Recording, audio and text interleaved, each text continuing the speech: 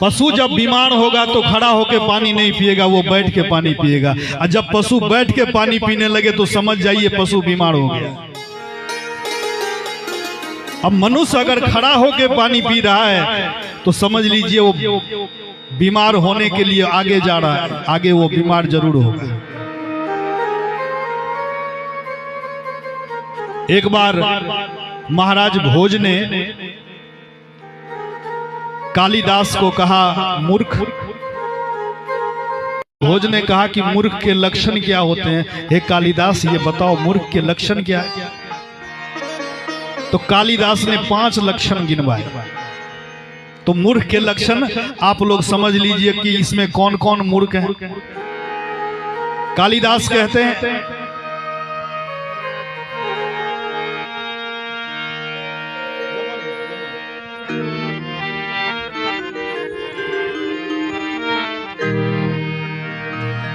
कि खादान न गच्छामि हसन न जल पे गतम न सोचामी कृतम न मन्ये। अर्थात मूर्ख का सबसे पहला लक्षण क्या है? मूर्ख का सबसे पहला लक्षण है यानी हाथ में थाली है और चल भी रहे हैं तो मूर्ख का सबसे पहला लक्षण। और हसन जल पे हंस भी रहे हैं, अब बोल भी रहे हैं, हंस भी रहे हैं, पानी भी पी रहे हैं, तो मूर्ख का ये दूसरा लक्षण है। हंसेंगे ज्यादा, बोलेंगे कम। प्रेम से बोलिए आनंद कंद भगवान। अरे जो बोलना है पहले बोल लीजिए, हंसने की बात बाद में करेंगे। लेकिन जो मूर्ख के लक्षण है वो क्या करते हैं? तो हंसते भी हैं, बोलते भी। अब मूर्ख का पहला लक्षण चलते हुए खाते हैं। तो आज के समय में क्या बैठ करके बारात को खिलाया जाता है क्या? नहीं ना। आज के समय में थाली हाथ में लीजिए भिखारी की तरह, अब फिर भिखारी की तरह आपको देगा, अब फिर थाली में लेकर के आप भ्रमण करते रहिए। प्रेम से बोलिए आनंद कंद भगवान। पहले के सामान तो सम्मान तो है ही, खाना है तो खाओ, ना तो जाओ। बाराती हो या सराती हो कोई फर्क नहीं पड़ता। तो खादान न गच्छामी हसन न जल पे गतम न सोचामी। बीती हुई बात को जो सोचता है, सोच करके परेशान होता है, वो भी मूर्ख है। वो तीसरा मूर्ख है। मूर्ख के तीसरा लक्षण कि बीती हुई बात को सोच करके रो रहे, और फिर सोच करके मुंगेरी लाल के हसीन सपने देख रहे, कर रहे हैं कुछ नहीं, हसीन सपने देख रहे हैं कि इस बार हम MP बन जाएंगे। प्रेम से बोले आनंद कंद भगवान। इस बार हम मुखिया बन जाएंगे। तो ये मूर्ख का तीसरा लक्षण गतम न सोचामी कृतम न मन्ये द्वाभ्याम तृतीयो न भवामी। अब मूर्ख का अगला लक्षण क्या है? दो व्यक्ति बात कर रहा है और तीसरा जब तभी टपक ले तो समझ लीजिए ये भी मूर्ख है। प्रेम से बोले आनंद कंद भगवान की। कालिदास ने कहा न मैं खाते हुए नहीं चलता, मैं हंसते हुए नहीं बोलता, और मैं बीती हुई बात को नहीं सोचता, आगे की भी बात को नहीं सोचता, और दो आदमी जब बात कर रहा हो तो मैं बीच में नहीं टपकता। तो फिर आपने मुझे मूर्ख कैसे कह दिया? तो आप लोग ने समझ लिया ये मूर्ख के कौन कौन से लक्षण हैं। और इस प्रकार का अगर कोई व्यवहार करे तो समझ लीजिएगा कि ये मूर्ख हैं। प्रेम से बोले आनंद कंद भगवान की। परीक्षित ने कहा कि हे धर्म के रूप में हे वृषभ देव, प्रेम से बोलिए आनंद कंद भगवान। आपके 4 चरण थे, तप, दया, पवित्रता, ये 3 चरण आपके कट गए, केवल एक चरण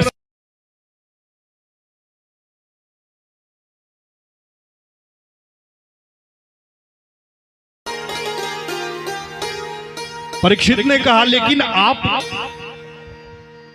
धर्म हो और ये धरणी है, गाय माता, लेकिन धर्म और धरणी के बीच में ये तीसरा धूर्त कहां से आ गया? चल बोल तू कौन है? तो महाराज जैसे ही तलवार निकाल करके परीक्षित मारने वाले थे, दोनों दंडवत चरणों में जाकर के गिर पड़े, त्राहि माम त्राहि माम। और जब चरण में गिर गए तो क्षत्रिय का नियम है कि शरण में आए को वो मारते नहीं हैं, उनको छोड़ देते हैं। छोड़ दिया तो कहता है कि मैं कली हूं।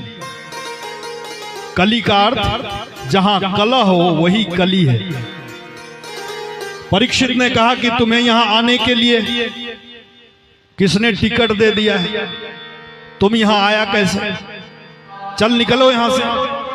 तुम मेरी शरण में आया है तो तुमको तो मारेंगे नहीं, लेकिन तुम मेरे राज्य में आया कैसे? चलो निकलो यहां से। कलयुग ने कहा कि राजन, आप चक्रवर्ती सम्राट हैं, पूरी पृथ्वी पर आपका साम्राज्य है, और मैं युग है हमारा, तो मैं जाऊं तो जाऊं कहां पर?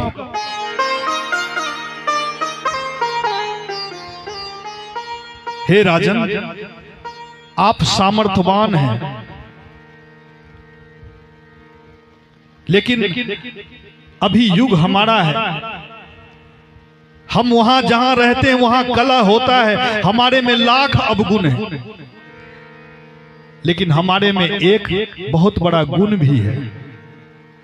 परीक्षित जी ने कहा अपना गुण बताओ, तेरा गुण क्या है?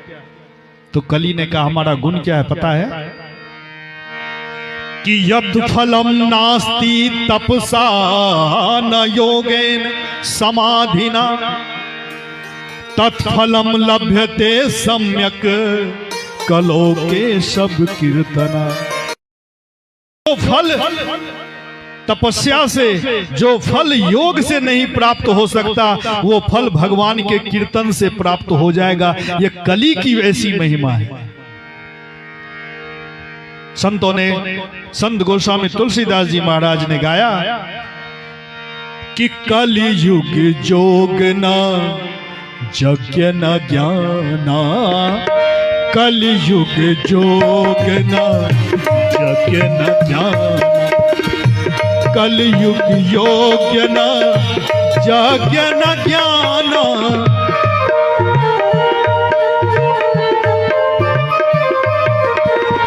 कलि युग योग्य न यज्ञ न ज्ञाना, कलि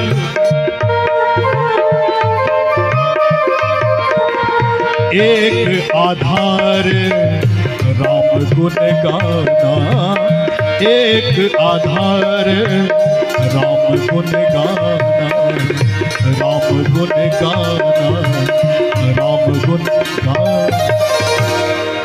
ये कली का ऐसा प्रभाव है कि केवल भगवान का गुणगान कीजिए, नाम लीजिए। जो फल त्रेता में, सतयुग में तप से प्राप्त नहीं होता, वो फल आपको नाम संकीर्तन से प्राप्त हो जाता है। कली ने कहा कि हमारी एक और बात है। क्या? हमारे युग में मन से अगर पुण्य करो तो पुण्य का फल प्राप्त हो जाएगा, लेकिन मन से पाप करो तो पाप का दंड आपको नहीं भोगना पड़ेगा। कि कली कर एक पुनीत प्रतापा, और मानस पुण्य होई नहीं पापा। कलि कर एक पुनीत प्रतापा, मानस पुण्य आपको जब मन से आप पुण्य करेंगे हो ही तो मानस पुण्य का फल आपको प्राप्त हो जाएगा। लेकिन नहीं पापा, जब आप मन से पाप करेंगे शरीर से छोड़ करके, तो आपको पाप का दंड नहीं भागी नहीं बनना पड़ेगा। ये कली की ऐसी महिमा है। कली ने कहा कि महाराज हमारे अब में अवगुण तो है, गुण भी बहुत बड़ा है, कृपा करके आप कोई स्थान हमें दे दीजिए जो हम अपने पूरे परिवार के साथ वहां पर निवास कर सकें।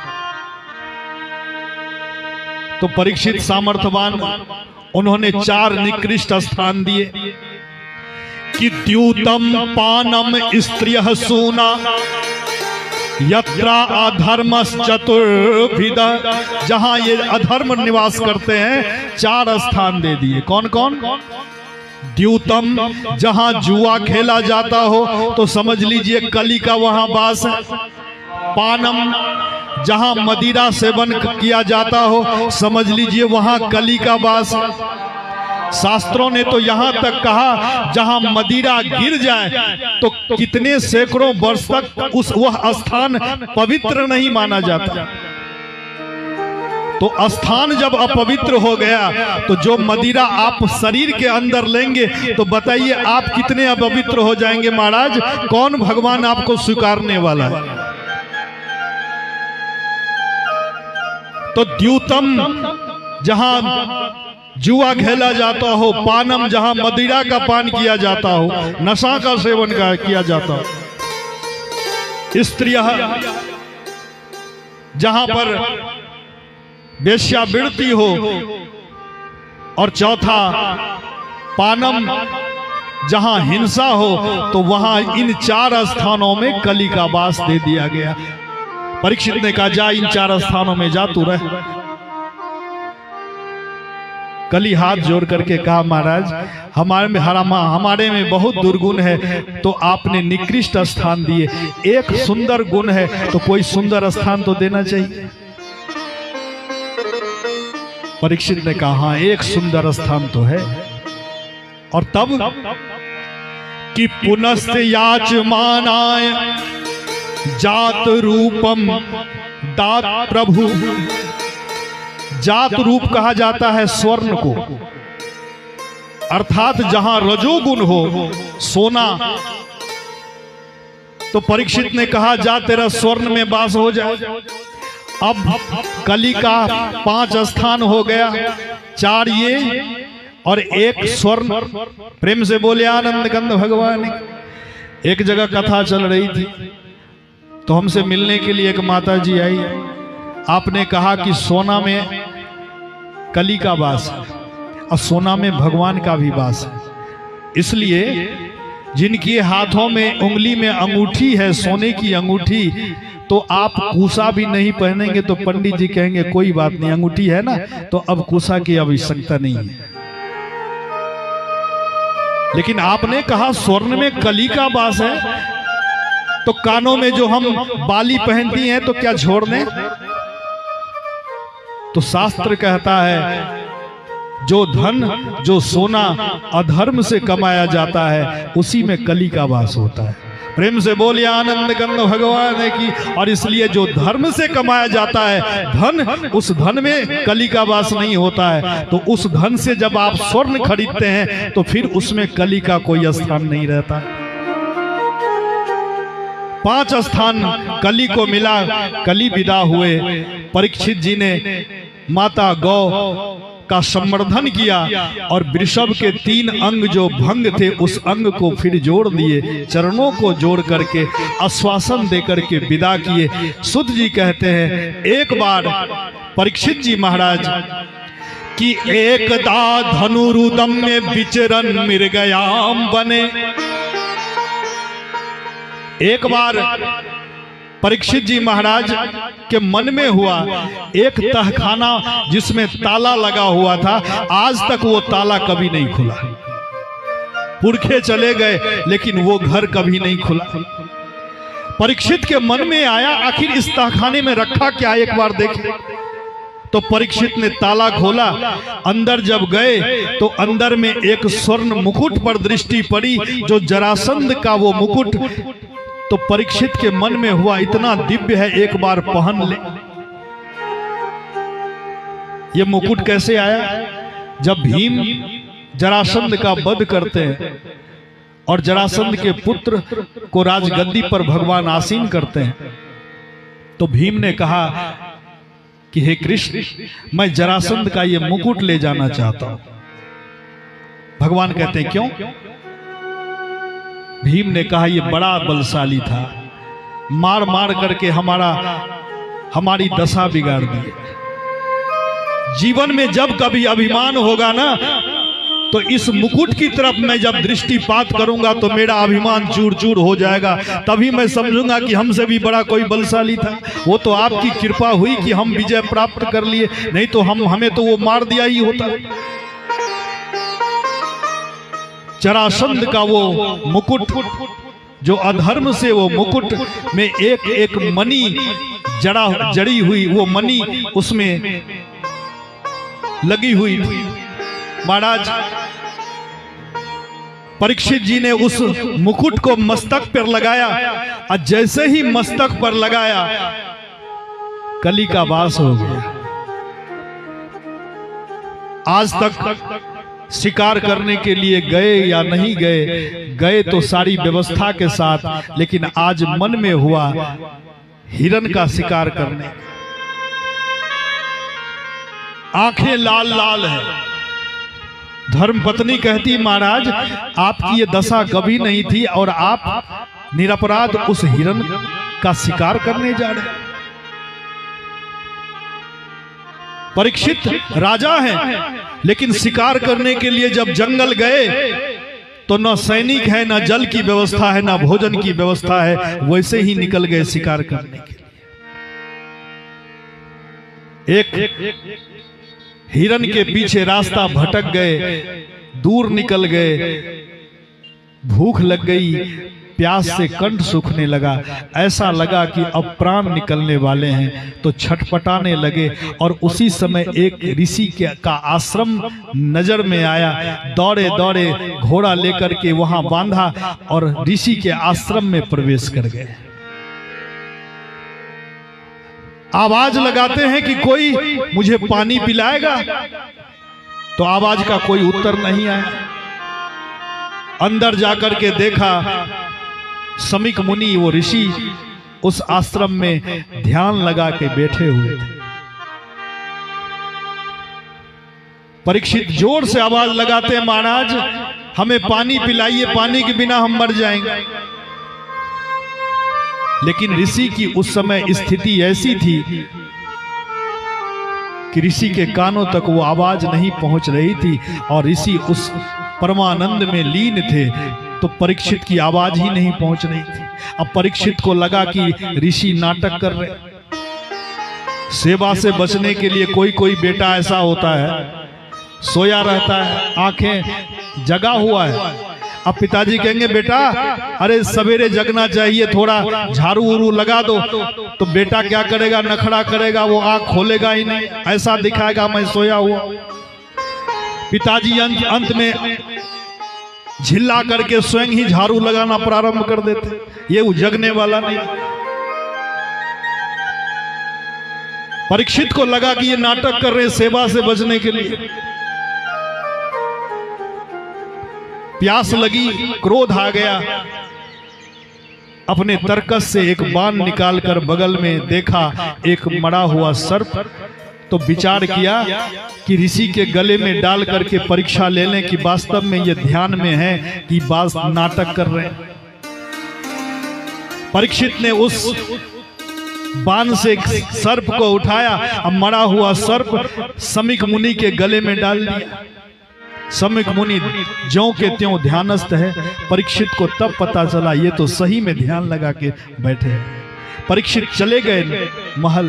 अब महल में जैसे ही अपना मुकुट उतारा, कली का वो प्रभाव समाप्त हुआ, और तब परीक्षित व्याकुल हो रहे हैं कि हमने ये कैसा अपराध कर दिया। जिस ऋषि मुनियों का हमारे पूर्वजों ने सम्मान किया, उस ऋषि मुनि का हमने अपमान कर दिया।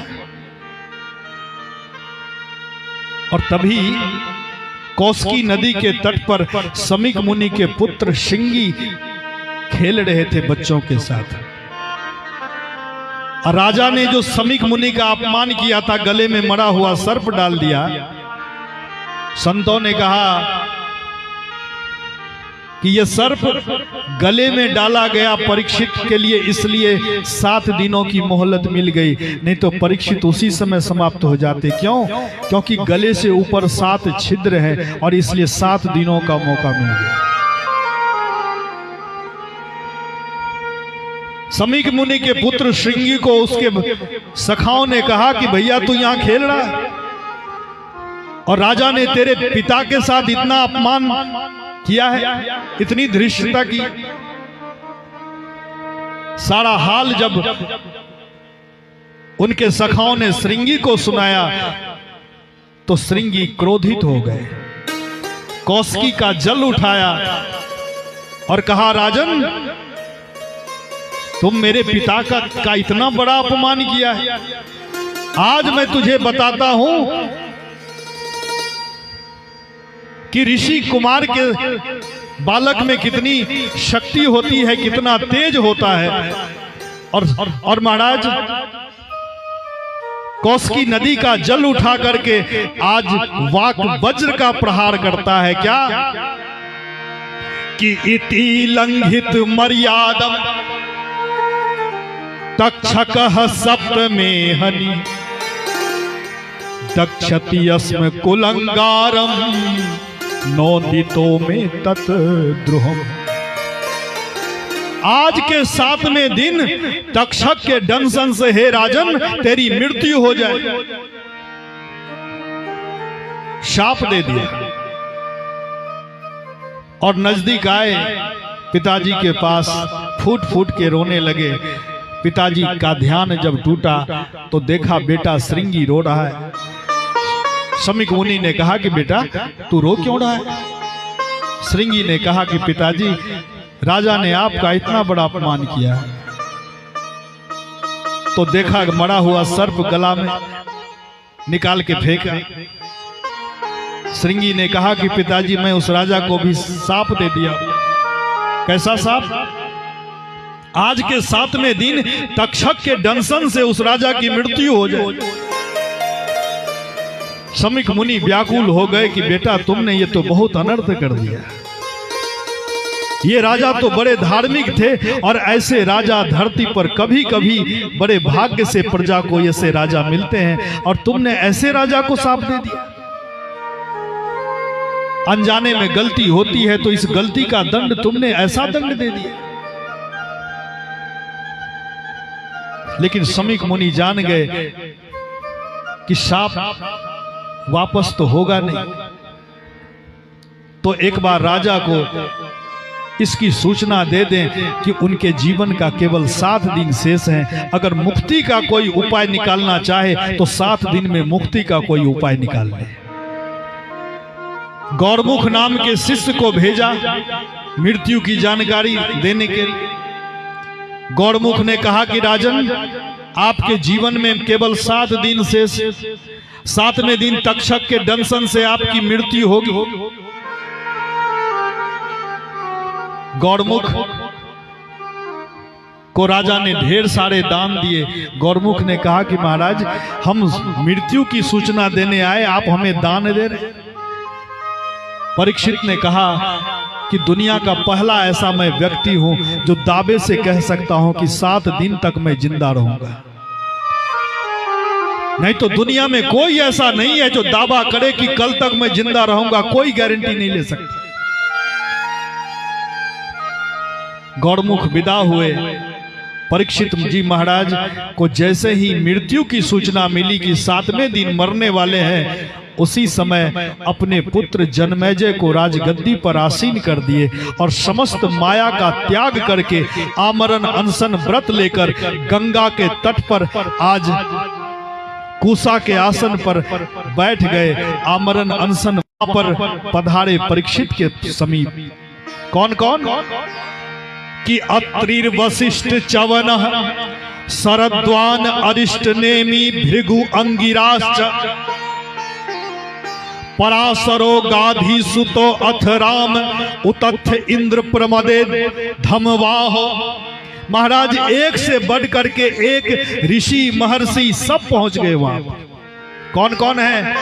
वशिष्ठ जी पहुंचे हुए हैं, अत्रि जी पहुंचे हुए हैं, शरद्वान पहुंचे हुए हैं, पराशर जी पहुंचे हुए हैं, व्यास जी पधारे हुए हैं, नारद जी पधारे हुए हैं। एक से बढ़ करके एक ऋषि अपने शिष्यों के साथ पधारे। परीक्षित जी आज समस्त ऋषि मुनियों के चरणों का प्रक्षालन किया, पूजा करी और पूजा के बाद हाथ जोड़ करके कहा कि महाराज आज मुझे संत समागम का सौभाग्य प्राप्त हुआ, ऋषि का अपमान करने के बाद भी प्राप्त हो गया। मैं कितना भाग्यशाली हूं। हमें ऐसा लगता है मुझे साप मिला है कि वरदान मिला है, हमें कुछ पता ही नहीं चल रहा। मरने के समय मुझे संत समागम का सौभाग्य प्राप्त हुआ कि अब मोहि भाव भरोस हनुमंता, अब मोहि भाव भरोस हनुमंता, अब मोहि भाव भरोस हनुमंता, अब मोहि भाव भरोस हनुमंता, बिनु हरि कृपा मिलहि नहीं संता, बिनु हरि कृपा मिलहि नहीं संता, मिलहि नहीं संता, मिलहि नहीं संता। गिरजा संत समागम समन लाभ कछु आन। भोले बाबा कहते हैं कि संत समागम से बढ़ करके दुनिया में और कोई लाभ नहीं है। और परीक्षित कहते हैं कि हमें सांप मिला कि वरदान मिला। क्यों? क्योंकि अंतिम समय में मुझे संत समागम का सौभाग्य प्राप्त हुआ है। एक अधर्मी क्षत्रिय होकर के भी मुझे ऐसा सौभाग्य प्राप्त हो। हे प्रभु, एक दिन तो मरना सबको है, लेकिन कृपा करके ये बताओ क्या इन 7 दिनों में मेरी मुक्ति संभव है? सारे ऋषि मुनि चुप हो गए, क्योंकि सबको लगा 7 दिनों में मुक्ति की गारंटी कौन लेने वाला है। लेकिन उसी समय कि तत्रा भव भगवान व्यास पुत्रो, तत्रा भव भगवान व्यास पुत्रो, यदृच्छयागा मठ मानोनपेक्षा, यदृच्छयागा मठ मानोनपेक्षा, अलक्ष्य लिंगो निज लाभ तुष्ट, अलक्ष्य लिंगो निज लाभ तुष्ट, प्रीतश्च बालरे रब धूत देश, प्रीतश्च बालरे, प्रीतश्च बालरे रब धूत देश, प्रीतश्च बालरे, प्रीतश्च बालरे, प्रीतश्च बालरे रब धूत। तत्रा भवद भगवान व्यास पुत्रो। आइए भगवान सुखदेव जी को स्थापित करके फिर वाणी को विराम देंगे, क्योंकि परम पूज्य श्री रेवती रमन जी महाराज पधार चुके। उसी समय तत्रा भवद भगवान व्यास पुत्रो, ऐसा लगता है कि भगवान ही व्यास पुत्र सुखदेव बन करके प्रकट हो गए। यदृच्छयागाम टमानोनपेक्षा, दुनिया से कोई अपेक्षा रखने वाले नहीं, एकदम मद अपने चाल में चलते हुए उस ब्रह्मानंद में लीन व्यास नंदन भगवान सुखदेव उसी समय प्रकट हो गए। प्रेम से बोलिए श्री सुखदेव जी भगवान की।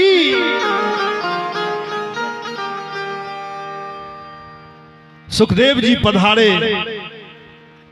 सुत जी कहते हैं, सुखदेव जी कैसे हैं? किसी से कोई अपेक्षा नहीं, अपने तेज को छिपाए हुए कि तत्रा भव भगवान यदृच्छयागा मत मानोनपेक्ष। कोई किसी से अपेक्षा नहीं। हम जब यहाँ हैं तो हम अपेक्षा रखते हैं किससे? भाई से, पत्नी से, संतान से, दुनिया से, दाढ़ी से, समाज से, लेकिन इसे किसी से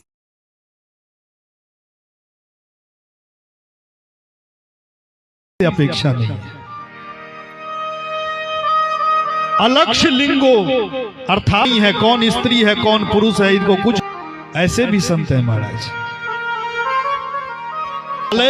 अवधूत बेस, अवधूत का बेस है।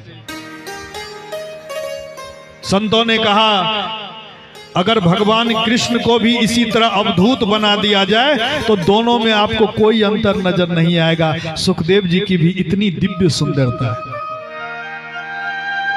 सुखदेव जी जब घुंघराले बाल, सुंदर कंठ, श्यामला वर्ण, 16 वर्ष की आयु जब निकले तो जो भी कन्याओं की दृष्टि उन पर पड़ी वो खींची हुई, मोहित हुई, पीछे पीछे आने लगी। स्त्रियां उनके पीछे आने लगी। और लड़कों ने देखा कि ये कौन है, लंगोटी वाला बाबा, तो कोई पत्थर जला रहा है और कोई पीछे से किलकारियां मार रहा है, उपहास उड़ा रहा है, क्योंकि इनको पता है कोई पागल यहां से जा रहा है। उनको क्या पता कि ये कौन है। लेकिन ऐसे दीवाने व्यासनंदन भगवान सुखदेव जी जब प्रकट हुए तो उनकी स्थिति को जानने वाले जितने ऋषि मुनि बड़े बड़े थे, देखने के साथ ही उठ करके खड़े हो गए। अब बताइए, परपोता जब आया तो परदादा उठ करके खड़े हो गए। कितना दिव्य है, कितनी दिव्यता है इस बालक में। क्योंकि आध्यात्म में उम्र की मान्यता नहीं है। जिसकी स्थिति जितनी ऊंची है वही आध्यात्म में सबसे श्रेष्ठ माना जाता है। 5 वर्ष का बालक है लेकिन वो योगी है, तपस्वी है, ज्ञानी है, तो वो 80 वर्ष के वृद्ध से भी, वो वृद्ध भी उसके सामने हाथ जोड़ करके खड़े हो जाएंगे। क्यों? क्योंकि आध्यात्म में उम्र की मान्यता नहीं है, आध्यात्म में उसकी स्थिति की मान्यता है। जब बड़े बड़े दाढ़ी वाले बाबा उठ करके खड़े हो गए तो बालकों ने देखा कि ये जिसे हम पागल बाबा समझ रहे थे, ये तो बड़े दिव्य बाबा निकले। और जैसे ही सबको खड़े होते हुए राजा ने देखा तो समझ गए कोई साधारण बाबा नहीं। उठ करके खड़े हुए और सुखदेव जी के चरणों का प्रक्षालन किया, हाथ जोड़ के खड़े हो गए।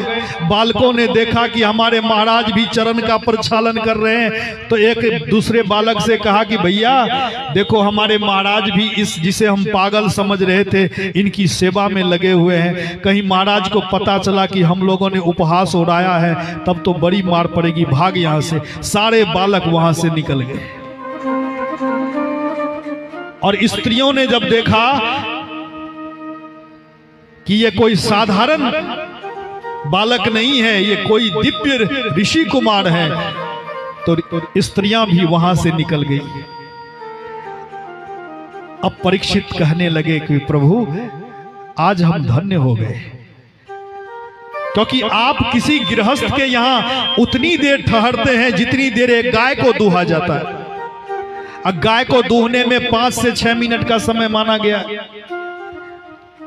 और सुखदेव जी का जीवन कैसा है, एक दिन में 5 गृहस्थों के यहां मांगने जाते। ये भी नहीं कहते कि भिक्षाम दे ही नहीं, केवल गृहस्थ के मुख्य द्वार पर गए, खड़े हुए, 5 मिनट ठहरे, अगर कुछ नहीं मिला तो अगले द्वार पर गए, वहां भी नहीं मिला तो अगले द्वार पर गए। अब 5 द्वार पर नहीं मिला तो उस दिन भूखे रह गए, भजन करते रह गए।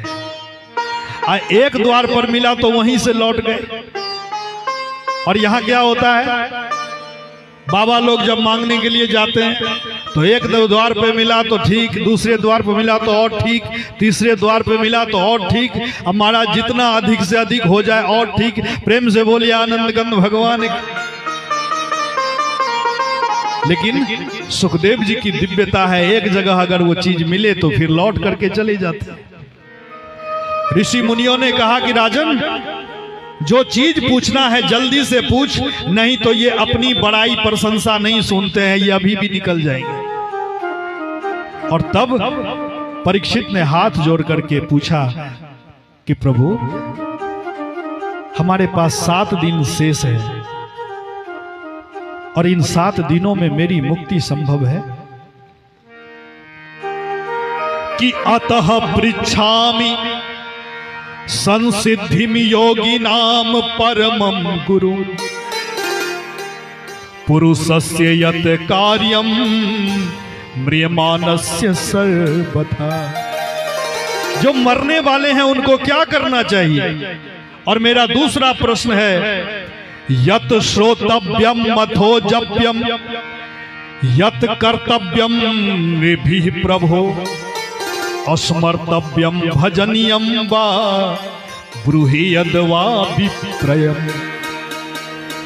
किसका स्मरण करें, किसका भजन करें, किसका सुमिरन करें? प्रभु कृपा करके आप मुझे बताओ, क्या इन 7 दिनों में मेरी मुक्ति संभव है? वाणी को विराम देने से पहले इस चीज को ध्यान से श्रवण कीजिए। डॉक्टर 2 प्रकार के होते हैं। एक डॉक्टर के पास जब रोगी जाता है तो डॉक्टर अपनी वाणी से ही रोगी का आधा रोग दूर कर देते हैं। और एक डॉक्टर ऐसा होता है जिसके पास अगर रोगी जाता है तो ऐसी भाषा बोलता है कि रोगी और रोगी हो जाता है। कोई डॉक्टर जब लूटने वाला होगा और रोगी जब डॉक्टर के पास जाएगा तो डॉक्टर साहब कहेंगे, सही समय पर आ गए, आप तो जाने ही वाले थे महाराज, अब देखते हैं भगवान जाने, हम इलाज कर रहे हैं तो रोगी को लगता है कि हम बहुत खतरनाक बीमारी में फंस गए, अब बचना मुश्किल है। तो डॉक्टर साहब जमीन बिक जाए, कुछ हो जाए, आप हमें ठीक कर दीजिए। रोगी और बीमार हो गए। और एक डॉक्टर होते हैं कौन, जो कहते हैं कि आप तो भले चंगे हैं, बस 15 दिनों की दवाई मैं लिख रहा हूं, आप दवाई खाएंगे एकदम स्वस्थ हो जाएंगे। अब अगर खतरनाक बीमारी भी है तो रोगी को लगता है हम तो भले चंगे हैं, हम ज्यादा बीमार थोड़ी ना हुए। सुखदेव जी ने सबसे पहले क्या किया? परीक्षित के अंदर जो मरने का भय था उस भय को समाप्त कर दिए। क्योंकि परीक्षित कहता है कि प्रभु हमारे पास तो केवल 7 दिनों का अवसर। अब जरा विचार कीजिए, कोई जाने कि हम 7 दिनों के बाद मरने वाले हैं तो उसकी मन स्थिति कैसी होगी।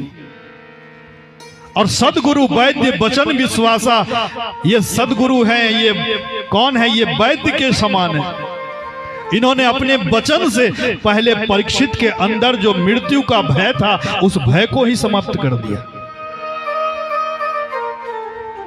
सुखदेव जी ने कहा, राजन ये 7 दिन में मरने की बात तू कर रहा है, ये बात मन से एकदम निकाल दो कि मैं 7 दिनों में मरूंगा। ये 7 दिन बहुत हो गया। अरे तेरे कुल में एक ऐसा राजा हुआ, राजा खटवांग, जब देवासुर संग्राम हुआ था और खटवांग राजा देवताओं की तरफ से लड़ने के लिए गए तो खटवांग ने पूछा देवताओं से कि बताओ मेरी अब उम्र कितनी रह गई है और मैं कितना दिन जिंदा रहूंगा।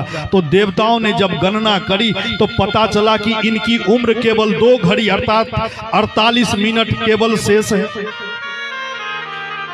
देवताओं ने कहा, महाराज खटवांग आपकी उम्र केवल 48 मिनट शेष रह गई है, 2 घड़ी। खटवांग राजा ने कहा, किसी तरह मुझे पृथ्वी पर लाओ। सारे देवताओं ने झटपट खटवांग राजा को पृथ्वी पर उतारा। और खटवांग राजा को पता है कि हमारी मृत्यु केवल 48 मिनट में होने वाली है, तो 48 मिनट में ही समस्त माया का त्याग करके खटवांग राजा ने परम पद को पा लिया, जो हजारों वर्ष में मिलना संभव नहीं है। और तू कहता है कि मेरे पास 7 दिन से। जब 48 मिनट 2 घड़ी में कोई परम पद को पा सकता है राजन, तो 7 दिन बहुत है कि कम है, ये बता। परीक्षित का सारा वो भय, वो डर उसी समय समाप्त हो गया। सुखदेव जी ने कहा कि राजन, मैं अगर अंत में भी आ जाता ना, तो चुटकी बजा करके तुझे मैं मुक्त कर देता।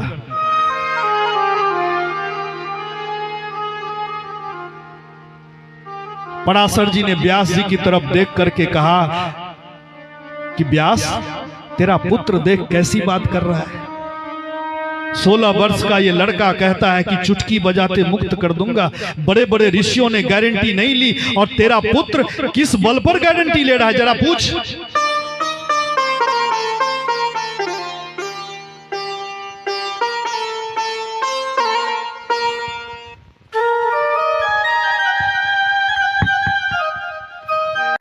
प्रेम से बोले आनंद गंध भगवान है कि जरा पूछ। व्यास जी ने जब प्रश्न भरी दृष्टि से देखा, तो सुखदेव जी ने कहा कि पिताजी, मैं सच कहता हूं, मैं अगर अंत समय में भी आ जाता, परीक्षित को तक्षक ने दंश कर लिया होता, परीक्षित के पूरे शरीर में विष फैल गया होता, परीक्षित का पूरा शरीर नीला पड़ गया होता, आंखें उलट गई होती, जिह्वा मुड़ गई होती और अतरिया फट गई होती, मैं आ जाता तो चुटकी बजाते मुक्त कर देता। व्यास जी ने कहा, किस बल पर तू मुक्त करता?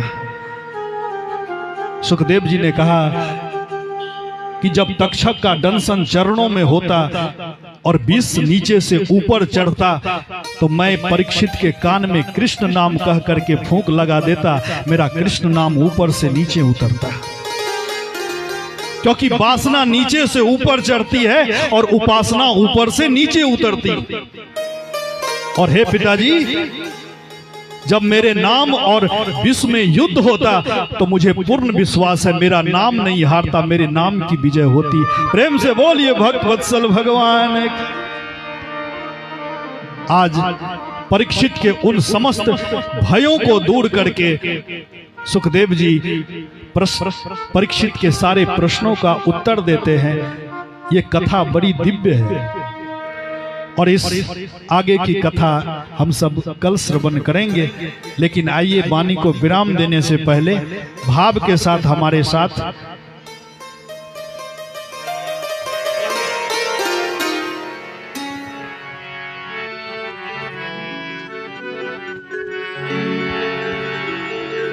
हो मेरा तार हरि से जोरे, ऐसा कोई संत मिले,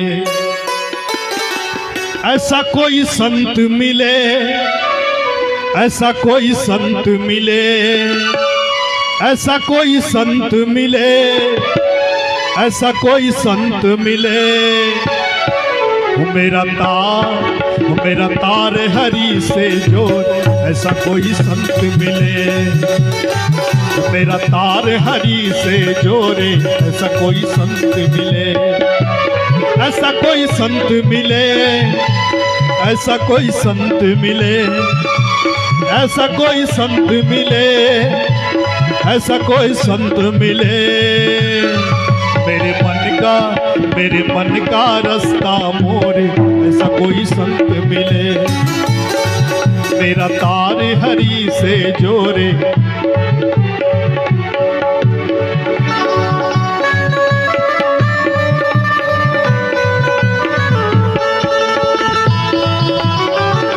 प्रेम से बोलिए भक्त वत्सल भगवान की।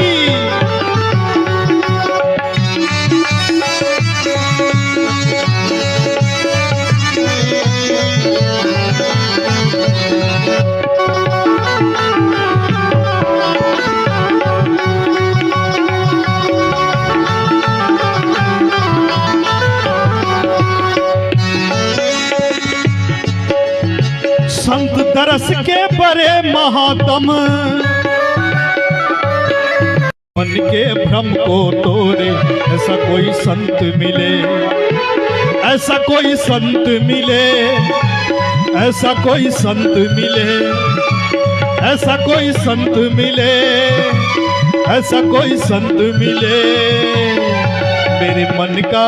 मेरे मन का रास्ता मोरे ऐसा कोई संत मिले, ओ मेरे मन का रास्ता मोरे ऐसा कोई संत मिले, मेरे मन का रास्ता मोरे ऐसा कोई संत मिले, ऐसा कोई संत मिले, ऐसा कोई संत मिले, ऐसा कोई। प्रेम से बोलिए आनंद कंद भगवान। हर हर महादेव।